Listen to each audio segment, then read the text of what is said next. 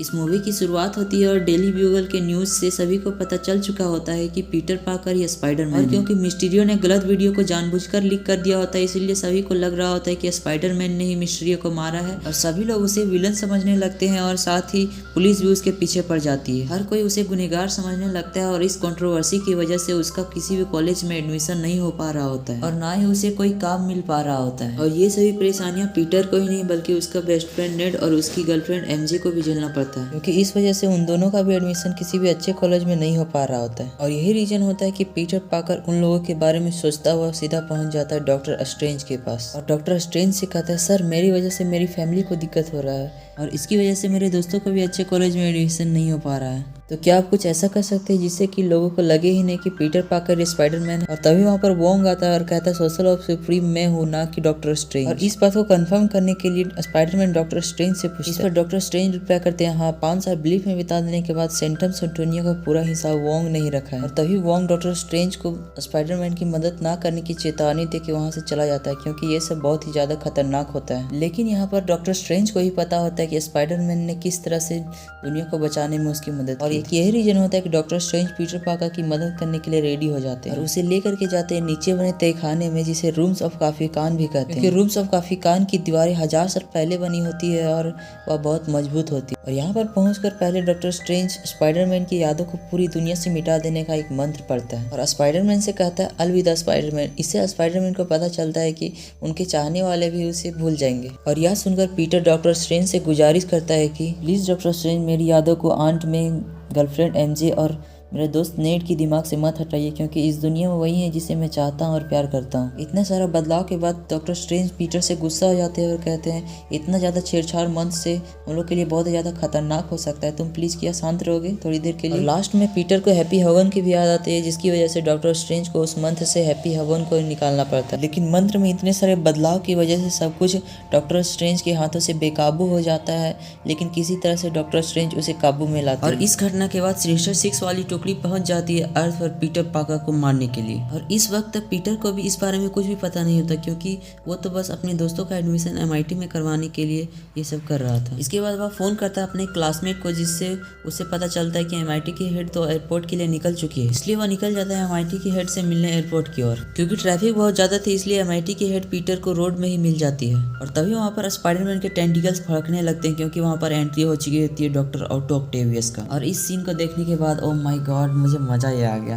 और इसके बाद स्पाइडरमैन और डॉक्टर ऑटो ऑक्टेवियस के बीच में एक घमासान फाइट होता है और यह फाइट सीन इस मूवी की one of the best fight scene में से है। लेकिन यहाँ पर स्पाइडरमैन को कुछ पता ही नहीं होता है कि यह कौन है, यह मुझ पर हमला क्यों कर रहा है। और जब डॉक्टर ऑटो ऑक्टेवियस स्पाइडरमैन के चेस्ट पे वार करता है, तब स्पाइडरमैन के चेस्ट का थोड़ा सा नैनो पार्टिकल आकर के डॉक्टर ऑक्टेवियस के टेंटिकल्स में लग जाता है। और एक यही रीजन होता है कि डॉक्टर ऑटो ऑक्टेवियस के टेंटिकल्स को हमें ट्रेलर में रेड दिखाया जा रहा था। वन सेकेंड जब डॉक्टर ऑटो ऑक्टेवियस उसकी चेस्ट पर वार करना चाहता है, तब उसके हेड का नैनो पार्टिकल आकर के उसके चेस्ट में लग जाता है, जिससे ऑटो ऑक्टेवियस को पता चलता है कि यह तो असली स्पाइडरमैन नहीं है, क्योंकि स्पाइडरमैन के नैनो पार्टिकल्स डॉक्टर ऑक्टेवियस के चारों विंग्स में फैल चुके थे। इसलिए अब स्पाइडरमैन डॉक्टर ऑक्टेवियस के चारों विंग्स को कंट्रोल कर सकता था। और जब स्पाइडरमैन डॉक्टर ऑटो ऑक्टेवियस को कंट्रोल में ले आता है, तब वहाँ पर एंट्री होती है सिनिस्टर 6 की एक और विलन ग्रीन गॉब्लिन की। और तभी वहाँ पर डॉक्टर स्ट्रेंज पहुंच जाते हैं और डॉक्टर ऑक्टो ऑक्टेवियस को अपने मैजिकल केज में कैद कर देते हैं। साथ में स्पाइडरमैन भी वहाँ पहुंच जाता है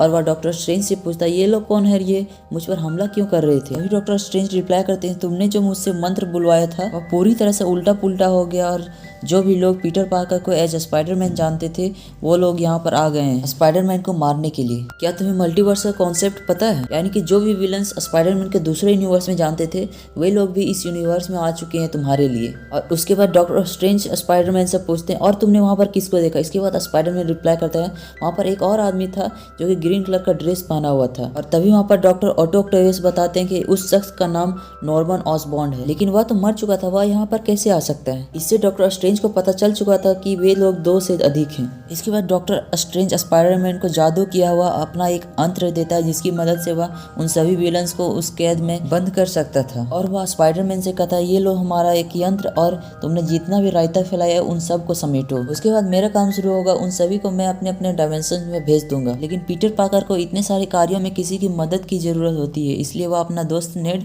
और अपनी गर्लफ्रेंड एमजे को भी बुला लेता है ताकि वो दोनों उसकी मदद कर सके। और फाइनली फाइनली रूम्स ऑफ काफी खान के अंदर बैठकर वे तीनों लोग अपने अपने कार्यों में लग जाते हैं, यानी कि बाकी सभी मल्टीवर्स से आए हुए विलन्स को ढूंढना। लेकिन कुछ लोग जो स्पाइडरमैन को बुरा समझ रहे थे, उन लोगों ने स्पाइडरमैन के ड्रेस पर एक ग्रीन कलर का लिक्विड गिरा दिया था, जिसकी वजह से उसका ड्रेस दिखने में बहुत बुरा लग रहा था। और इस काम को करने के लिए वह अपनी आंट मे को भी कॉल करता है ताकि वह उस ड्रेस को साफ कर सके, लेकिन उससे भी कुछ फायदा नहीं होता। एंड फाइनली वह अपने ड्रेस को उल्टा करके पहन लेता है, जिससे कि वह ड्रेस देखने में बहुत ही कूल लग रहा होता है। और यही एक रीजन होता है कि हमने ट्रेलर में स्पाइडरमैन का एक नया सूट देखा था, जो कि था एक ब्लैक कलर का सूट। और अब वह निकल जाता है उन दूसरे विलन्स को पकड़ने के लिए। एंड फाइनली वो एक ऐसे जगह पर पहुंचता है जो कि पुराना सैनिकों का अड्डा था। तभी नेड उसे बताता है कि कुछ समय पहले यहाँ पर कुछ हलचल सा हुआ था, और यही एक रीजन होता है कि स्पाइडरमैन सबसे पहले यहाँ पर आता है, क्योंकि वहाँ पर पहले से ही इलेक्ट्रो था। और जब स्पाइडरमैन इलेक्ट्रो को देखता है तो वह डॉक्टर स्ट्रेंज के द्वारा दिए गए यंत्र को उस पर फेंकता है, लेकिन वह चूक जाता है। इससे इलेक्ट्रो को लगता है कि स्पाइडरमैन मुझ पर हमला कर रहा है। और अब होना क्या था, इलेक्ट्रो स्पाइडरमैन पर ले दमादम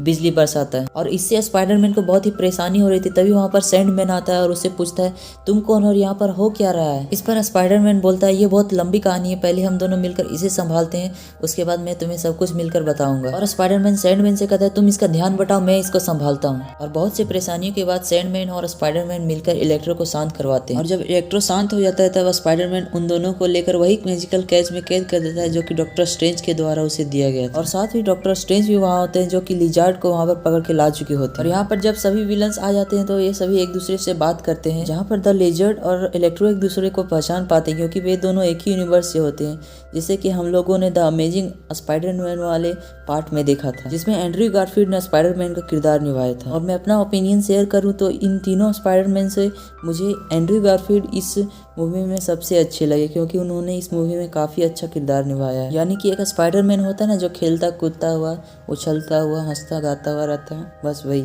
मुझे काफ़ी अच्छा लगा। साथ ही यहाँ होते टोबी मैगवायर के स्पाइडर यूनिवर्स से सैंडमैन, डॉक्टर ओटो ऑक्टेवियस और ग्रीन गॉब्लिन की खोज जारी होती है। और दूसरी ओर शहर की गलियों में हम देख पाते हैं नॉर्मन ऑसबॉर्न यानी कि ग्रीन गॉब्लिन को, जो कि अपनी दूसरी शख्सियत से बहुत परेशान हो जाते हैं और उस दूसरी शख्सियत वाले मास्क को फोड़ देते हैं। हालांकि नॉर्मन ऑसबॉर्न दूसरे यूनिवर्स से आए हुए थे, लेकिन उन्हें स्पाइडरमैन का नाम सुना सुना लग रहा था और वे पहुंच जाते हैं स्पाइडरमैन के घर उनसे मदद मांगने के लिए, क्योंकि वे अपनी दूसरी शख्सियत की वजह से पूरी तरह से परेशान हो चुके होते हैं। अब हम देखते हैं टॉम हॉलैंड को, जो कि उछलता कूदता हुआ, लटकता फटकता हुआ अपने घर की ओर भाग रहा होता है, क्योंकि उसे आंट मे का कॉल आया हुआ होता है और वह कहती है उनमें से एक विलन हमारे घर पर बैठा हुआ है और उसे तुम्हारी मदद की जरूरत। और जब नॉर्मन ऑसबॉर्न उस स्पाइडरमैन को देखता है तो उसे पहचानने से इनकार कर देता है और कहता है ये तो वो स्पाइडरमैन नहीं है जिसे मैं पहचानता हूँ। हालांकि छोड़ो, मैं अपनी दूसरी शख्सियत से पूरी तरह से परेशान हो चुका हूँ, क्योंकि मेरे अंदर बहुत सी बेकार सी आवाज़ें आती हैं जिससे मैं बहुत ही परेशान हो चुका हूँ और मैं इन सभी चीज़ों से छुटकारा पाना चाहता हूँ। इस पर उसकी आंट में रिप्लाई करती है आप चिंता मत कीजिए, अगर हम सब मिलकर कोशिश करें तो हम सभी लोगों को अपने अपने यूनिवर्स में वापस भेज सकते हैं। और इसके बाद स्पाइडरमैन डॉक्टर ऑसबॉर्न को लेकर पहुंच जाते हैं डॉक्टर स्ट्रेंज के सेंटम सोंटोनियम। और जब doctor Otto Octavius doctor Osborn को देखते हैं तो वह पूरी तरह से हैरान हो जाते हैं और कहते हैं तुम जिंदा कैसे, तुम तो बहुत पहले मर चुके थे। इस पर डॉक्टर ऑसबॉर्न रिप्लाई करते हैं और कहते हैं हाँ मैंने तुम्हारे बारे में भी सुना था। और जब ये सभी एक दूसरे से बात कर रहे होते हैं तो इन्हें बातों बातों में पता चलता है कि जिस वक्त हम मरने वाले थे उसी वक्त हम गायब होकर के इस यूनिवर्स में आ गए। यानी कि अगर हम दूसरे यूनिवर्स में गए, मतलब कि अपने यूनिवर्स में गए, तो वहाँ हम मारे जाएंगे। और तभी पीटर पार्कर को उन सभी पर दया आ जाता है और वह उन सभी चीज़ों को रोकना चाहता है, क्योंकि उसका मानना होता है कि इन सभी विलन्स का अपने यूनिवर्स में कुछ न कुछ वैल्यू जरूर होगा। और इसलिए इस यूनिवर्स वाले स्पाइडरमैन यानी कि टॉम हॉलैंड नहीं चाहता था कि जब ये लोग अपने अपने यूनिवर्स में जाए तब इनकी जाने जाए। और उसकी आंट ने भी उसे यही सिखाया था कि बड़ी ताकतें बड़ी जिम्मेदारियों के साथ आती है। और यही एक रीजन होता है कि स्पाइडरमैन नहीं चाहता था कि डॉक्टर स्ट्रेंज उन सभी को मंत्र पढ़कर अपने अपने यूनिवर्स में भेज दे, क्योंकि उन सभी का उस समय अपने यूनिवर्स में जान जाने वाला था। और इस बात को लेकर डॉक्टर स्ट्रेंज और स्पाइडरमैन के बीच में आर्ग्यूमेंट भी होते हैं, लेकिन डॉक्टर स्ट्रेंज स्पाइडरमैन की एक नहीं सुनते और अपना मंत्र कंटिन्यू रखते हैं। लेकिन स्पाइडरमैन भी किसी का कहाँ सुनने वाला था, वो भी ठहरा मस्त मौला। अपनी गर्लफ्रेंड से जब उसे इशारा मिलता है तो वह भी निकल जाता है डॉक्टर स्ट्रेंज से पंगा लेने के लिए। और यही एक बॉक्स होता है जिसकी वजह से हमें ट्रेलर में डॉक्टर स्ट्रेंज और स्पाइडरमैन के बीच में एक जबरदस्त फाइट सीन दिखाई जाता है, जो कि लिटरली इस मूवी की one of the best scene में से है। और अब डॉक्टर स्ट्रेंज स्पाइडरमैन को अपने कांच के आयामों में फंसाकर उस बॉक्स को हासिल करने की बहुत कोशिश करता करता है लेकिन वह असफल रहता है। और तभी स्पाइडरमैन को समझ में आता है कि ये तो सारा ज्योमेट्री का खेल है और मेरी ज्योमेट्री तो बहुत अच्छी है। और अपनी ज्योमेट्री का इस्तेमाल करके स्पाइडरमैन डॉक्टर स्ट्रेंज को वहीं पर फंसा करके उस बॉक्स को लेकर के वहां से निकल जाता है। साथ में स्पाइडरमैन डॉक्टर स्ट्रेंज की उस अंगूठी को भी ले लेता है जिससे कि वह जादू करके वहां से निकल सकता था और पहुंच जाता है सेंटम सेंटोनियम में। और स्पाइडरमैन को यह भी पता था कि हैप्पी के पास एक ऐसा मशीन है जो कि टोनी स्टार्क के द्वारा बनाया गया था और जिसमें हम किसी भी तरह का गैजेट या मशीन बना सकते हैं। और इसलिए वह उन 5 विलन को लेकर पहुंच जाता है हैप्पी के घर जहां पर वह मशीन रखा हुआ होता है। और वहां पर पहुंचकर स्पाइडरमैन उन सभी के लिए कुछ न कुछ गैजेट बनाकर उन सभी का मदद करने की कोशिश करते हैं। और नंबर 1 पर आते हैं डॉक्टर ऑटो ऑक्टेवियस, जिसके लिए स्पाइडरमैन पहले तो उस चिप को बनाकर रेडी करता है जिसकी मदद से डॉक्टर ऑटो ऑक्टेवियस अपने टेंटिकल्स को कंट्रोल कर सके, ना कि वही टेंटिकल्स डॉक्टर ऑक्टोपस को कंट्रोल करे। और जब स्पाइडरमैन डॉक्टर ऑक्टेवियस के पीठ में उस चिप को लगा देता है तब डॉक्टर ऑक्टेवियस उसे थैंक यू बोलते हैं और कहते हैं जितने भी गलत विचार मेरे मन में आ रहे थे वह पूरी तरह से शांत हो चुकी है और मेरा मन पूरी तरह से शांत हो चुका है। अब बारी आती है इलेक्ट्रो की, जिसके लिए स्पाइडरमैन ने इलेक्ट्रिकल कंज्यूमेबल डिवाइस बनाया होता है और उसे उसके चेस्ट में लगा देता है ताकि वह पूरी तरह से इलेक्ट्रिक उसकी बॉडी से सोख सके और उससे वापस इंसान बना सके। और इसी बीच नॉर्मन ऑसबॉर्न की दूसरी शख्सियत जाग जाती है और अपने लिए भी एक मशीन बना लेती है और पूरे किए कराई पर पानी फेर देती है और उन सभी के बीच पूरा घमासान लड़ाई होने लगा। और इलेक्ट्रो भी इस मौका का फायदा उठाते हुए अपने इलेक्ट्रिकल कंज्यूमेबल डिवाइस को निकालकर फेंक देता है और उस आर्क रिएक्टर के एनर्जी को एब्जॉर्ब कर लेता है। और ये सब करते हुए डॉक्टर ऑक्टेवियस उन सभी को मना करता है लेकिन इलेक्ट्रो उसे ही करंट का एक बहुत जोरदार झटका दे देता है जिसकी वजह से वह पूरी बिल्डिंग से नीचे गिर आता है। और ग्रीन गॉब्लिन कहता है हमारी ये शक्ति कोई अभिश्राप नहीं बल्कि भगवान के द्वारा दिया गया एक नायाब तोहफा है, हम चाहे जो कर सकते हैं, हम ही भगवान हैं। और ये सब सुनकर इलेक्ट्रो भी उसके साथ मिल जाता है और यहाँ पर एक बार फिर हमें बहुत ही तगड़ी फाइट दिखाई जाती है जिसमें इलेक्ट्रो, ग्रीन गॉब्लिन और सैंडमैन मिलकर स्पाइडरमैन को ही नुकसान पहुंचाने लगते हैं। और इसी लड़ाई के बीच में जब ग्रीन गॉब्लिन अपना गॉब्लिन बॉम्ब फेंकता है तो बड़े से धमाके के साथ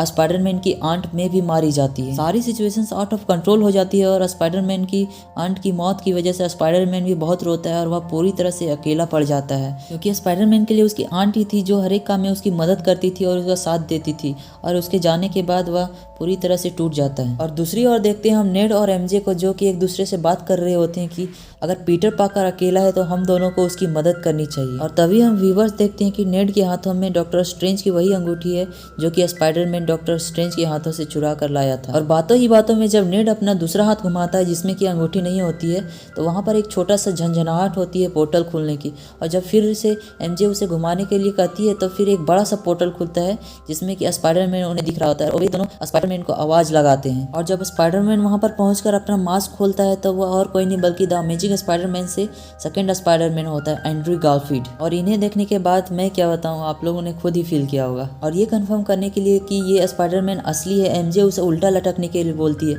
और वह लटक भी जाता है जिससे कि उन्हें पता चलता है कि ये स्पाइडरमैन दूसरी यूनिवर्स का है। और उसके बाद एमजे नेड से बोलती है ये हमारा स्पाइडरमैन नहीं है, तो हमारे अपने स्पाइडरमैन को बुला। और फिर से नेड वहाँ पर अपना उल्टा हाथ को घुमाता है जिससे कि वहाँ पर एक और पोर्टल खुलता है और वहाँ से एंट्री होती है टॉबी मैगवायर की। और मुझे तो इस बंदे के बारे में कहने की कोई ज़रूरत ही नहीं है क्योंकि इस स्पाइडरमैन के बारे में कौन नहीं जानता, हमारे बचपन का स्पाइडरमैन। और यहाँ पर एंड्रू गारफील्ड और टॉबी मैगवायर एक दूसरे के सामने आते हैं और वे दोनों एक दूसरे को देखकर चौंक जाते हैं। वे दोनों पूछते हैं तुम कौन हो और तुम कौन हो। और थोड़ी देर के बाद इन दोनों को भी पता चल जाता है कि ये दोनों भी स्पाइडरमैन है लेकिन दूसरे यूनिवर्स। और उसके बाद ये दोनों एक दूसरे से बातें करते हैं और एक दूसरे से पूछते हैं तुम यहाँ पर कैसे आए और तुम यहाँ पर कैसे आए। और उसके बाद उन्हें पता चलता है मल्टीवर्स का कॉन्सेप्ट। और उन्हें यह भी पता चलता है कि इस यूनिवर्स वाले पीटर पाकर पर बहुत सारे विलन्स ने एक साथ ही हमला कर दिया है और उसको उन दोनों की मदद की जरूरत है। इसलिए ये दोनों पहुंच जाते हैं इस यूनिवर्स के स्पाइडरमैन यानी कि टॉम हॉलैंड के पास। और इन तीनों को साथ में देखना, ओ माय गॉड, इसका मजा आप थिएटर में ही ले सकते हैं। So go and watch this movie in theatres as soon as possible. और वे दोनों जब इस यूनिवर्स वाले स्पाइडरमैन यानी कि टॉम हॉलैंड के पास पहुंचते हैं तो वह पूरी तरह से डर जाता है और वह इमोशनली भी बहुत वीक होता है। और वह इन दोनों से कहता है मेरी वजह से मेरी आंट में की जान गई और मैं इसके लिए अपने आप को कभी माफ नहीं कर पाऊंगा। इस पर टोबी मैगवायर यानी कि जो सबसे बड़ा स्पाइडरमैन वह कहता है कि मेरे अंकल बेन मारे गए थे और उसका कारण मैं था। और उसके बाद एंड्रू गारफील्ड बोलता है जो कि दूसरा स्पाइडरमैन है, मेरी एमजे मारी गई थी और उसका कारण मैं था। इसके बाद वे दोनों स्पाइडरमैन टॉम हॉलैंड को समझाते हैं कि बड़ी ताकत के साथ बड़ी जिम्मेदारियां भी आती है, ये मेरे अंकल बेन ने कहा था। इसके बाद टॉम हॉलैंड वाला स्पाइडरमैन कहता है कि ऐसा तो मेरी आंट मे ने भी कहा था। और अब आता है प्लानिंग का टाइम, जहाँ पर इस यूनिवर्स के स्पाइडरमैन यानी कि टॉम हॉलैंड उन दोनों से कहता है अगर हमें उन सभी को हराना है तो पहले हमें उनकी ताकत को कम करना होगा, और उनकी ताकत को कम करने के लिए हमें उनकी ताकत को एक जगह स्टोर करना होगा, और उसके बाद हम उन लोगों को उनके यूनिवर्स में भेज देंगे और जीना मरना उनके हाथ में रहेगा, लेकिन हम अपनी तरफ से अपना काम पूरी अच्छी तरीके से कर देंगे। और अब क्या था, वे सभी पहुंच जाते हैं हैप्पी होगन के उस घर में जहां पर आयरन मैन की उस मशीन को रखा गया था जिसकी मदद से किसी भी गैजेट को बनाया जा सकता था। और वहां पर वे सभी मिलकर अपने अपने यूनिवर्स से आए हुए विलन्स के लिए पावर कंज्यूमेबल डिवाइस बना लेते हैं। और अब यहाँ पर आता है इस मूवी की literally one of the best scene, जहाँ पर ये तीनों स्पाइडरमैन अपने अपने यूनिवर्स से आए हुए विलन से लड़ने के लिए निकल पड़ते हैं। और पहली बार जब ये तीनों मिलकर विलन से लड़ते हैं तो एक दूसरे को ही चोट पहुंचाने लगते हैं। फिर ये तीनों मिलकर एक तीसरे से प्लान बनाते हैं और कहते हैं कि पहले हम एक विलन को सल्टाएंगे, उसके बाद दूसरे विलन पर अटैक करेंगे। और जब ये तीनों मिलकर सभी विलन्स का एक एक करके इलाज कर देते हैं तब आता है ग्रीन गॉब्लिन का समय। और तब उसके पास आता है वह स्पाइडरमैन जिसकी आंट मे को उसने मारा। लेकिन ग्रीन गॉब्लिन उस वक्त अपनी इंसान वाली शख्सियत स्पाइडरमैन को दिखाता है, लेकिन स्पाइडरमैन तो पहले से उस पर आग बबूला हो चुका था और उसके पास पहुंचकर स्पाइडरमैन ले धमाधम उस पर मुक्के बरसाता है। और जब टॉम हॉलैंड वाला स्पाइडरमैन ग्रीन गॉब्लिन को पूरी जान से मारने वाला होता है तब वहां पर टोबी मैगवायर आता है और उसे रोकता है, बोलता है नहीं तुम इसे मत मारो, इसे भी जीने का हक है। लेकिन ग्रीन गॉब्लिन कहाँ सुधरने वाला था, वह अपनी चाकू से टोबी मैगवायर के पीठ पर वार करता है और उसे घायल कर देता है। और उसके बाद एंड्री गारफील्ड टॉम हॉलैंड को ग्रीन गॉब्लिन के पावर कंज्यूमेबल डिवाइस फेंकता है और टॉम हॉलैंड उसकी पावर को कंज्यूम कर लेता है। और जब सभी विलन्स ठीक हो रहे होते हैं तभी वहाँ पर एंट्री होती है डॉक्टर स्ट्रेंज की, और वह नेड से कहता है कि क्या तुम्हें पता है कि मैं 12 घंटे तक ग्रैंड कैनियन में लटका हुआ था। तब वहाँ पर नेड बोलता है नहीं ऐसा नहीं है, पीटर पार्कर का दवा काम कर रहा है और अभी आप जाकर उनके कामों को खराब मत कीजिए, और जब वो अपना काम पूरा कर ले तब आप उन्हें अपने यूनिवर्स में वापस भेज दीजिए। और अब लड़ाई खत्म होती है और वे तीनों स्पाइडरमैन अपने कामों में कामयाब हो जाते हैं और वे सभी विलन्स को इंसान में तब्दील कर देते हैं। और उसके बाद डॉक्टर स्ट्रेंज वहाँ पर आते हैं और अपनी जादू यानी कि मटीना का डाबरा से उन सभी विलन्स को अपने अपने यूनिवर्स में वापस भेज देते हैं। यहाँ पर डॉक्टर स्ट्रेंज इन 5 विलन्स को और दोनों स्पाइडरमैन को वापस तो भेज देते हैं, लेकिन वहाँ पर फिर से एक पोर्टल खुलने लगता है मल्टीवर्स का, जिससे कि डॉक्टर स्ट्रेंज बताता है पीटर पार्कर को कि ये वे सभी लोग हैं जो कि पीटर पार्कर को एज स्पाइडरमैन जानते हैं और वे लोग आ रहे हैं तुम्हारे लिए यहाँ पर। इस पर पीटर पार्कर रिप्लाई करता है कि क्यों ना आप ऐसा कुछ करें, वो मंत्र पढ़ें जिससे कि सभी लोग भूल जाएं कि पीटर पार्कर या स्पाइडरमैन है। इसके बाद डॉक्टर स्ट्रेंज पीटर पार्कर को चेतावनी देते हैं कि तुम्हारे अपने भी तुम्हें भूल जाएंगे, लेकिन फिर भी पीटर पार्कर वह मंत्र डॉक्टर स्ट्रेंज को पढ़ने के लिए कहता है। और जब वह डॉक्टर स्ट्रेंज उस मंत्र को पढ़ते हैं तो सभी लोग जो मल्टीवर्स से आ रहे होते हैं पीटर पार्कर के लिए वे सभी चले जाते हैं। और साथ में पीटर पार्कर को एज ए स्पाइडरमैन जो भी लोग जानते थे वे लोग भी उसे भूल जाते हैं। सभी के मिलने के बाद पीटर पार्कर एमजे से मिलने के लिए जाता है उसके पास उसके दुकान में, लेकिन वह भी उसे भूल चुकी होती है। लेकिन अच्छी बात यह होती है कि उन दोनों का भी एडमिशन MIT में हो चुका होता है, साथ में पीटर का भी एडमिशन MIT में हो चुका होता है। और जब पीटर पार्कर अपनी आंट में की ग्रेवयार्ड के पास जाता है तब वहाँ पर हैप्पी आता है और वह पीटर से पूछता है तुम इसे कैसे जानते हो। उसके बाद पीटर रिप्लाई करता है मैं इसे स्पाइडरमैन की तरफ से जानता हूँ। उसके बाद हैप्पी भी रिप्लाई करता है मैं भी इसे स्पाइडरमैन की तरफ से जानता हूँ। उसके बाद वहाँ से पीटर चला जाता है और यह कहानी यहीं पर ख़त्म हो जाती है। इस मूवी का IMDb पर रेटिंग है 8.9 आउट ऑफ 10 और इस मूवी का बजट था $200 मिलियन और जिस वक्त मैं यह वीडियो बना रहा हूँ उस वक्त तक इस मूवी ने $1 बिलियन क्रॉस कर चुकी है कमाई के मामले में। सो आज की इस वीडियो में बस इतना ही दोस्तों। आपको यह वीडियो कैसा लगा मुझे कमेंट में लिखकर ज़रूर बताएं, और अगली आप कौन सा मूवी का एक्सप्लेनेशन चाहते हैं मुझे ये भी कमेंट में लिखकर ज़रूर बताएं। मैं कोशिश करूँगा कि आपकी उन वीडियोज़ का एक्सप्लेनेशन मैं ज़रूर लाऊँ। So till then bye bye, thank you for watching.